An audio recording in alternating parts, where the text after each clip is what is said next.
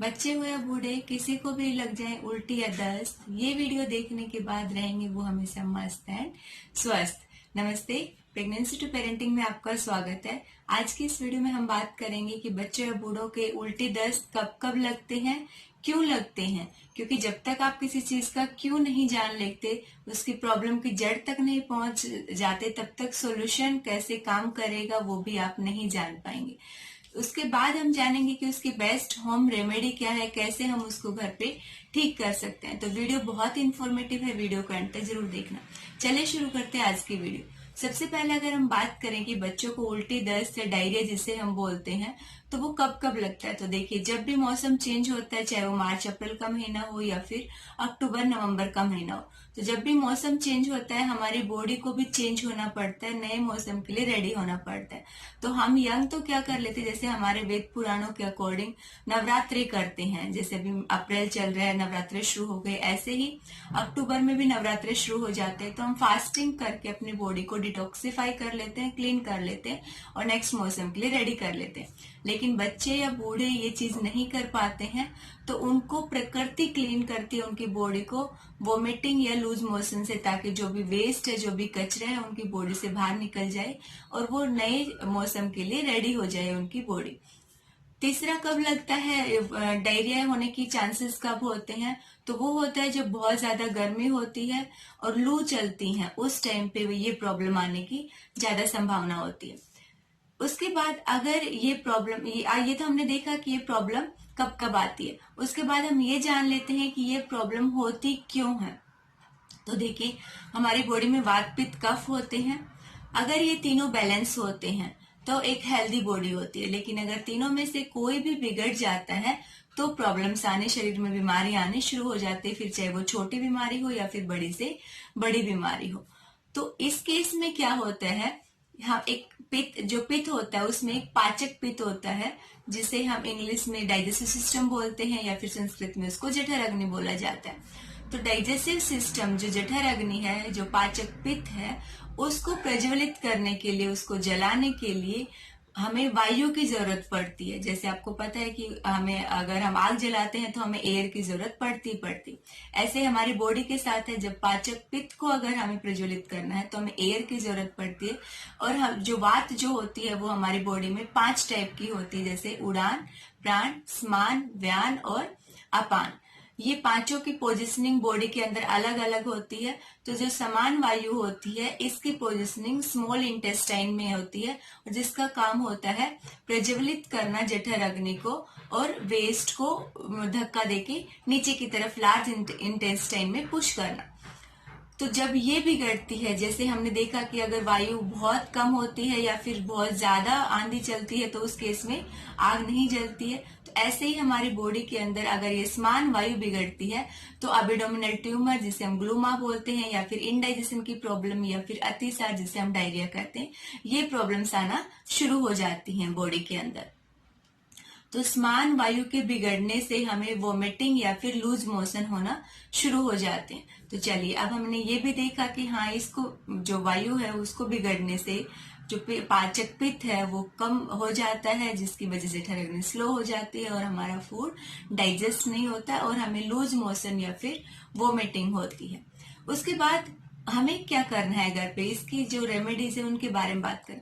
तो देखिए, जब भी ऐसी प्रॉब्लम आती है तो कॉन्स्टिपेशन वाली चीजें नहीं देनी है।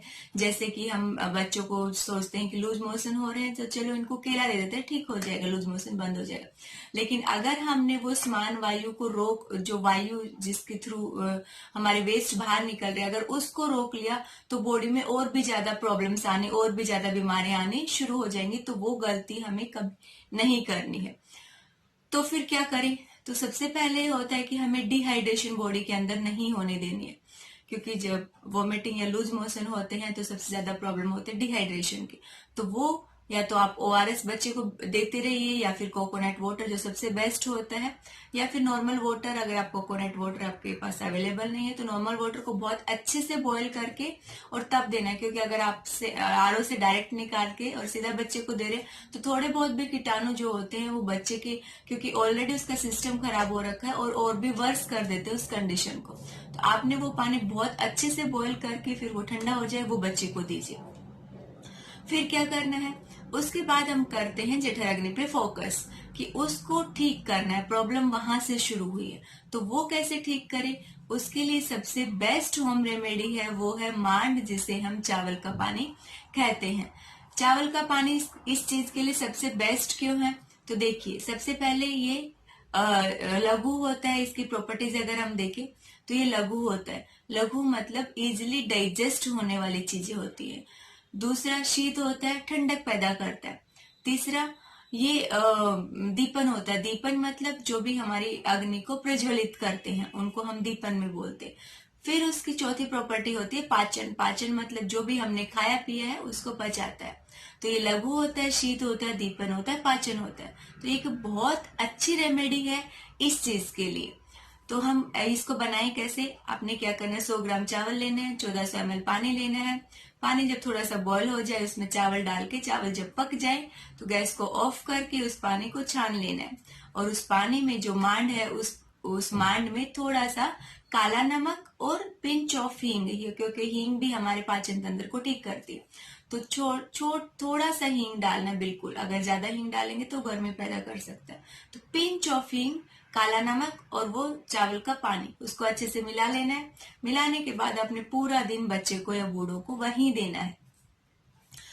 उसके बाद आप देखेंगे, जैसे मैं अपना पर्सनल एक्सपीरियंस शेयर करूँ आप लोगों के साथ, तो जब मेरे बच्चे को वोमिटिंग या लूज मोशन हुए थे तो 2-3 दिन से कुछ भी नहीं खा रहा था। लेकिन जब मुझे इस चीज के बारे में पढ़ा मैंने और जब पता किया, तो जैसे मैंने उसको शाम को 2-3 बार ही पानी पिलाया और रात में जब जैसे नीचे से वॉक करा के लेके आई, उसको घुमा के लेके, तो घर पे आते ही बोलते मामा मुझे भूख लगी। नहीं तो 3 दिन से वो कुछ भी नहीं खा रहा था, क्योंकि बच्चे का मन ही नहीं करता है कुछ भी खाने का।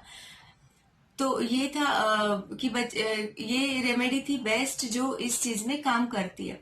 दूसरा, हमें और किन किन चीजों का ध्यान रखना है, एक तो डिहाइड्रेशन हो गया। दूसरा, हमें लाइट फूड देना है बच्चे को जितना हो सके। लाइट फूड में जैसे कि दलिया, खिचड़ी, मूंग की दाल का पानी हो गया, या फिर अगर जैसे बच्चा ठीक हो जाए मांड का पानी लेने के बाद, तो उसके बाद भी उसको, जैसे अगर आप रोटी देना शुरू करेंगे तो रोटी भी डायरेक्ट नहीं, रोटी जब उसका आटा गूंदते हो उसमें आधी चम्मच घी डाल के, थोड़ी सी अजवाइन डाल के, और वो आटा फिर वो रोटी आप वो आटा गूंद के और वो रोटी तवे पे सेक के वो रोटी बच्चे को देनी है।